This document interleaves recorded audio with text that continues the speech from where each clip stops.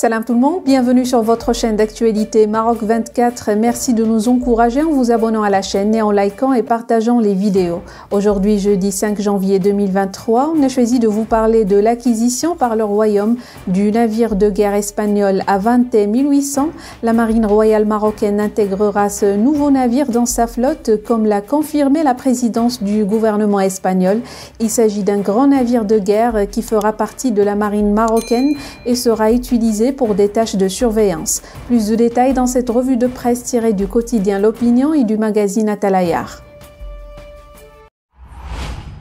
L'achat du navire de guerre espagnol Avante 1800 a été réactivé en octobre dernier, alors qu'il avait déjà été annoncé pour janvier 2021.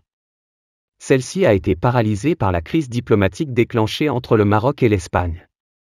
Après 3 ans de fabrication par la société espagnole Navantia, le Maroc a enfin franchi le pas pour acheter l'équipement principal de la corvette Avante 1800.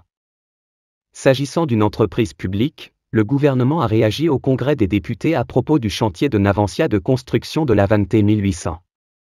Le contrat d'acquisition par la marine royale marocaine d'un patrouilleur à haute altitude auprès de Navantia SA est un contrat en cours d'exécution. Il ajoute, conformément à ses obligations contractuelles, Navantia est en plein développement de l'ingénierie fonctionnelle du design et a entamé le processus d'acquisition des principaux équipements du navire, et que la conception et le développement du navire de guerre sont à un stade avancé, avec des équipements de pointe et les systèmes les plus avancés. L'Espagne a présenté ce modèle de navire au salon d'Index au Qatar en 2014, avec l'intention qu'il soit acquis par la marine qatari par le biais d'une commande de 4 de ces modèles. Cette version Avante 1800 a une longueur de 89,90 mètres, une largeur de 13,20 mètres et un déplacement de 1900 tonnes, atteignant une vitesse de pointe de 25 nœuds et une autonomie de 3000 miles nautiques, avec une autonomie de 21 jours. Selon Express, le gouvernement espagnol a souligné que le contrat qu'il a signé avec le Maroc est stratégique et souverain, le tout dans le cadre des bonnes relations entre pays voisins et alliés qui partagent des intérêts communs sur les 2 rives de la Méditerranée, comme le contrôle des flux migratoires et la surveillance, y compris la lutte contre le trafic de drogue et le terrorisme extrémiste.